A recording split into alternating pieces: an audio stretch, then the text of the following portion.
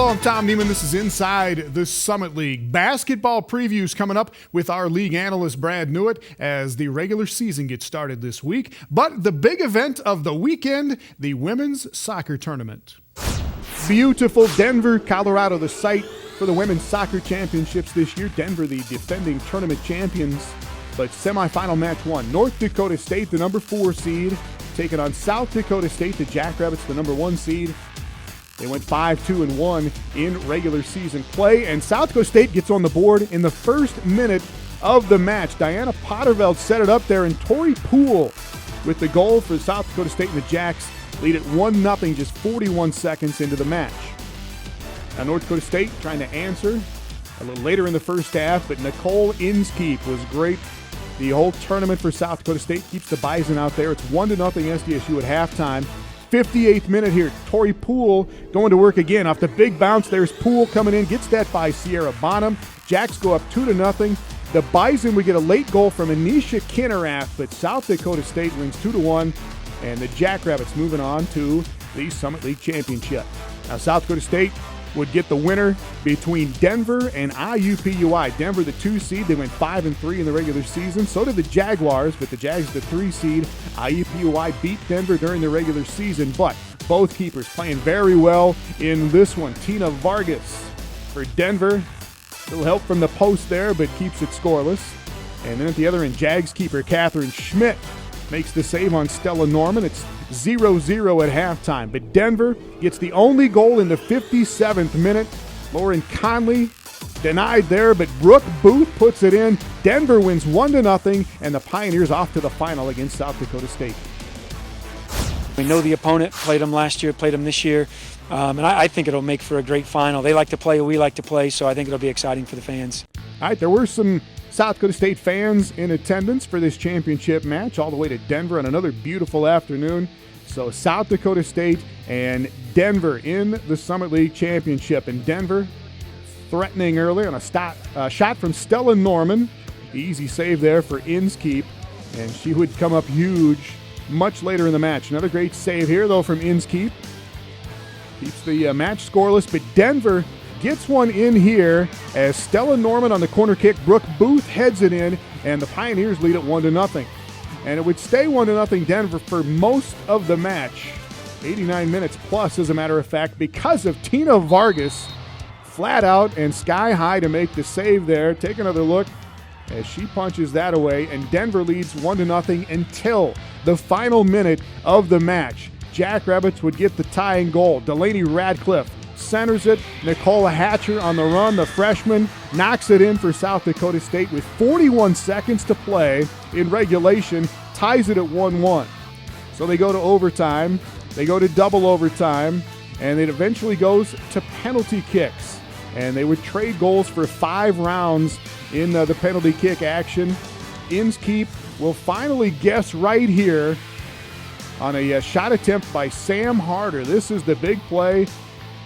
Inskeep keeps it out. Tori Poole will have a chance to win it for the Jackrabbits, and here's what it sounds like on ESPN3. Penalty. Poole steps up, and she's put the ball in the back of the net, and the celebrations can begin. South Dakota State are the champions.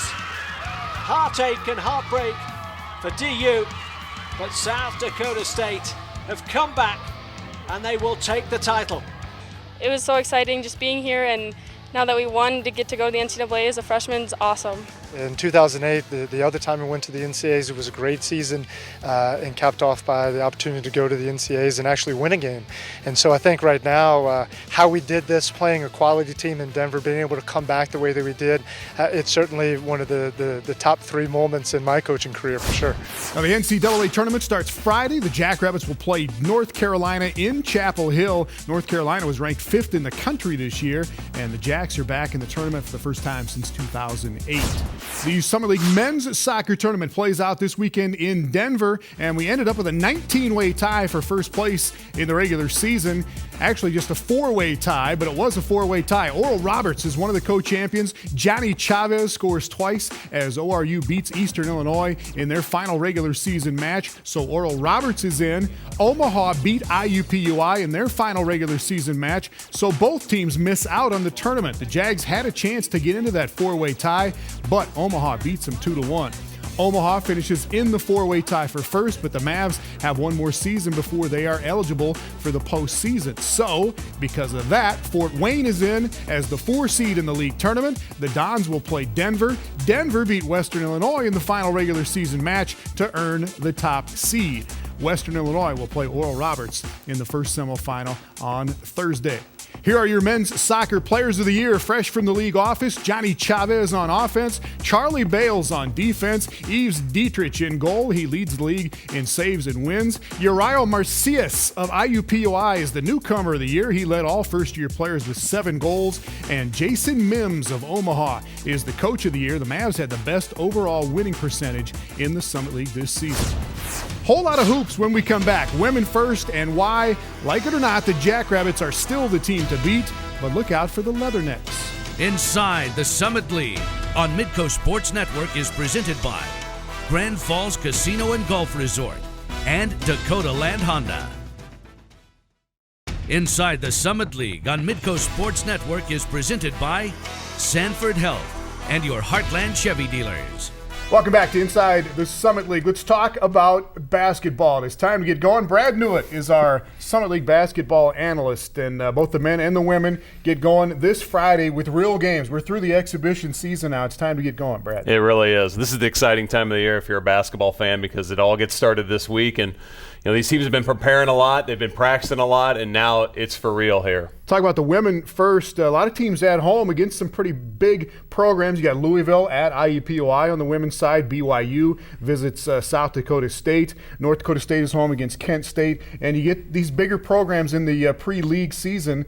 Is this a good thing, in your opinion, to go out and play big-time teams in the pre-league season? It's a careful balance that these coaches have to have because they want the experience for their players to get to go up against good competition. But on the other hand, you got to be careful. You don't want to lose that confidence that your players might need to be developing early in the year too. All right, so let's go down the preseason poll. We'll just take it that way and take a look at the women's teams first here. And South Dakota State was picked by the coaches and the media and the sports information people to win the league. Again this year, they have won the regular season or the tournament every year since they joined the Summit League back in 2007, and everybody thinks they're going to do it again. Yeah, until they get dethroned, I think you're going to continue to see this. Now, they did trip up. USD got them last year in the Summit League tournament, so that shows that South Dakota State's vulnerable, but when you look at what they have coming back on paper, no doubt about it that South Dakota State should be the preseason pick. Aaron Johnson has put together a fabulous recruiting class, really back-to-back recruiting classes. Big question for South Dakota State, though. They did lose their starting point guard, Gabby Bover, to an injury. How will they react as a team with that, without their floor general on the floor, at least for the first part of the season? And from what we've seen, it's probably going to be a freshman, a true freshman from Mitchell, South Dakota, Macy Miller, that will play the point. And that's a big load to put on a freshman, but if there's a player that can handle it, Macy Miller probably can. Outstanding player, turned down numerous high major offers to play college basketball. Yeah, Miller and Ellie Thompson is another true freshman that is getting some time here in the preseason, but they got China Stevens and Megan Stewart, and Megan Watashik is back, and Carrie Young, another Mitchell kid. They're just so deep, and they've got that going for them. And they have the confidence and just knowing that they kind of that swagger, I guess you might say, that they know that they have done well in the Summit League in the past. And believe me, that carries over year to year. They did not have the swagger when they met USD in the tournament last year, and South Dakota knocked them off. USD, the tournament champions from last year after South Dakota State had won the previous 5, and the Coyotes have 4 starters back this year. Yeah, don't overlook USD, and especially the job that Amy Williams has been able to do with this group and bringing them together. And I think when you have a leading scorer like Nicole Seekamp back as well, that you have a go-to player that you can rely on, that's really going to help USD. that experience last year of winning the Summit League tournament, that's something they can really build upon for this year too. All right, IUPUI has just been a contender over the last several years. They were 23-10 last year. Again, the only team to beat South Dakota State in the regular season, and they've got all kinds of size and returning players coming back. They got Mike Hale Rogers at 6'2", Navina Markovic at 6'4". A lot of size on this IUPUI team. A lot of size and a lot of athleticism too, and they love to play a little bit more of an up-tempo style, a more pressure defensive style, and that has caused teams, South Dakota State you mentioned, and others, problems over the year, and we'll see if they can kind of put all the pieces together. There's always been just kind of one little missing piece, it seems like, for IUPUI, but if they can get it all put together, this is a team that could challenge for the title as well. And what about Western Illinois? This is kind of a team that's kind of in the weeds. They got 4 starters back, more scoring than anybody else coming back from last year, and the preseason player of the year in Ashley Luke. Well, Ashley Luke is not hiding in the weeds. Everybody knows about her. She's a phenomenal player, great versatility all around, can score the basketball, and so as she goes, this Western Illinois team will go. They need her to really play at a high level night in, night out. All right, one last thought on Oral Roberts. They come back into the league this year, a new coach since they were in the league 2 years ago. Only won 9 games last year, but they were a powerhouse for those 15 years that they were in the Summit League before they left for the Southland. And it will be interesting to see, can they rebuild some of that they had when they were in the Summit League? I mean, they were a perennial power in this league year in and year out, and so big test for them now coming back in. All right, real games get going this Friday for the women in the Summit League. We'll talk men's basketball when we come back. Who's going to be the best team in the league this year? Fort Wayne, Denver, Omaha? We'll talk about it next. Inside the Summit League on Midco Sports Network is presented by Grand Falls Casino and Golf Resort and Dakota Land Honda. Inside the Summit League on Midco Sports Network is presented by Sanford Health and your Heartland Chevy dealers. Welcome back. Let's talk men's basketball now. Joined again by Brad Newitt, our Summit League basketball analyst. And the Summit League men get going again on Friday with regular season games now. And a lot of teams on the road or at home taking on some big-time programs. One of them is North Dakota State at Texas on Friday.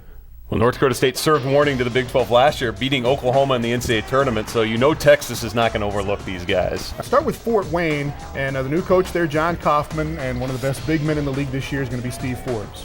Well, Fort Wayne has a lot of talent back, and they have a lot of enthusiasm and excitement around the program. I thought John Kaufman, great hire by IPFW to keep kind of that continuity going with that coaching staff. They bring back Joe Edwards, Joe Reed, a lot of returning power on this team. Mo Evans, great three-point shooter who will be just a sophomore this year for Fort Wayne. Yeah, they have a lot of scoring power, and then Kaufman has also added some nice transfer talent, too. They're going to be a really deep team. They're going to be able to play a lot of up-tempo basketball and a lot of pressure defense with this group. All right, Fort Wayne got all the way to the Summer League tournament final last year before falling to North Dakota State. The number 2 team in the preseason poll is Denver, though. They were 8-6 in the league last year, their first year in the league. Chris Udofia is gone, but they bring back Brett Olson, Bryant Rucker, Cam Griffin, Marcus Bird. A lot of talent, not a lot of size on this team, though. We talked about at this point last year how hard it was going to be for Denver to come into the Summit League and play that first year. Now they have that year of experience. They know what the other teams are like.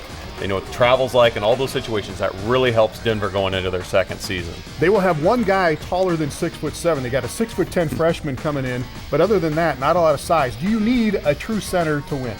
Well, it's a bit unorthodox at the Division I level on the men's side, but if there's a team that can pull it off, it's Denver. They're very control-oriented on the tempo, and they'll play a lot of zone defense. All right, Denver did get a lot of first-place votes, along with Fort Wayne, the team in third place in the preseason poll. Oral Roberts.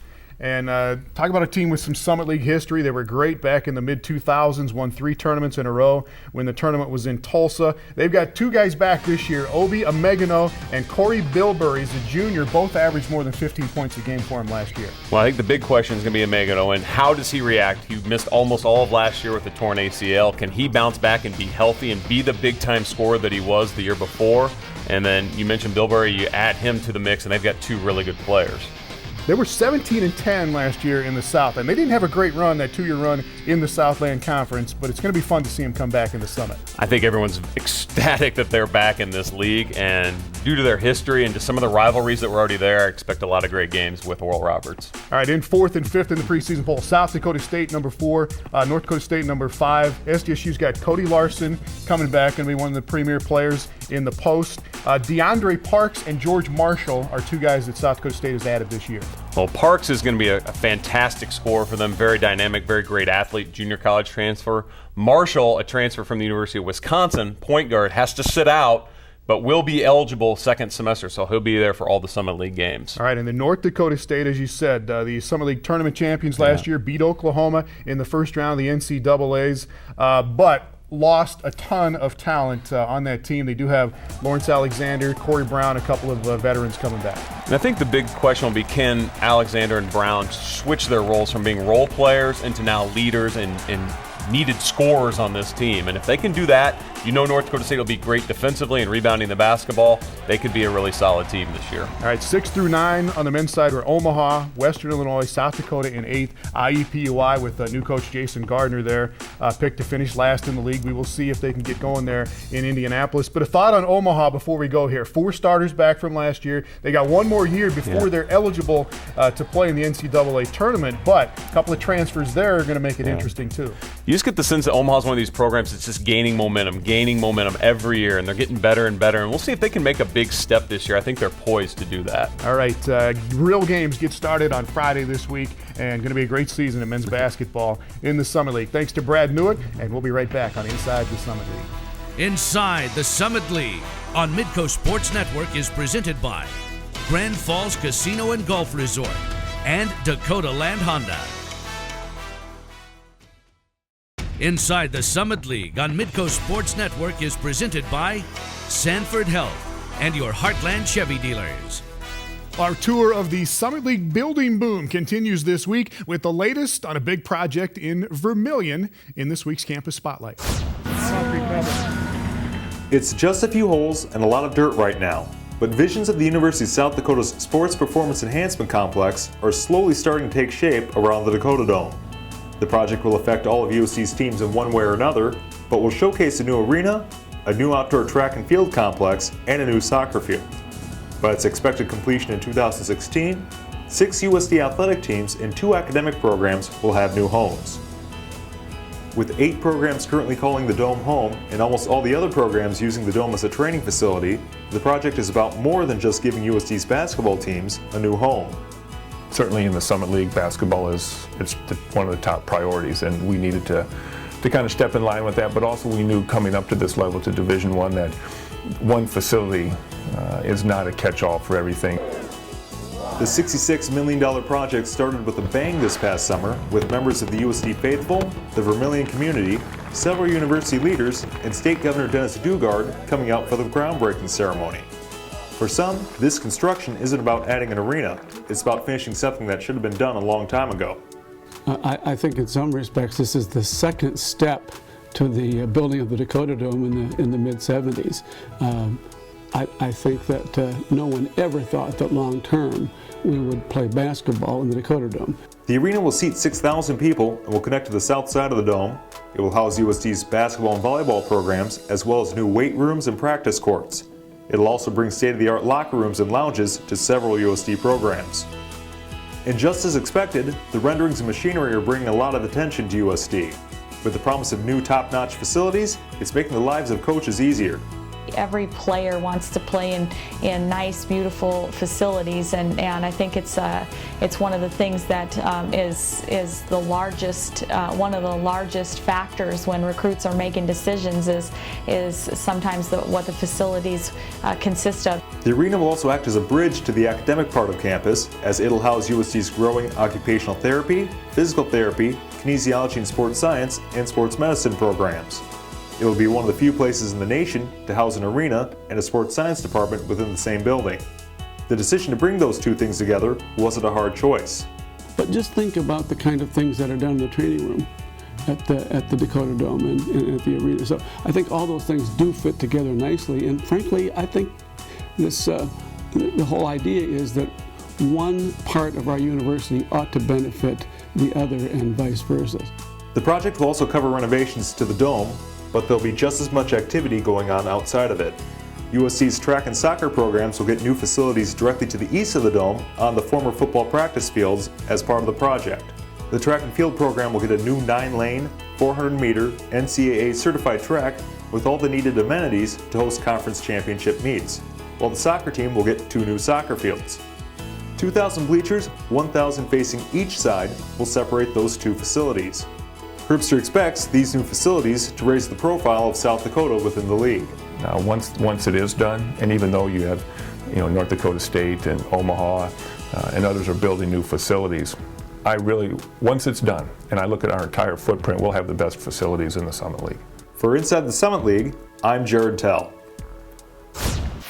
Well, the Coyotes are in a fight for first in the league standings right now with the regular season running out in volleyball. We'll check that out coming up next. Inside the Summit League on Midco Sports Network is presented by Grand Falls Casino and Golf Resort and Dakota Land Honda.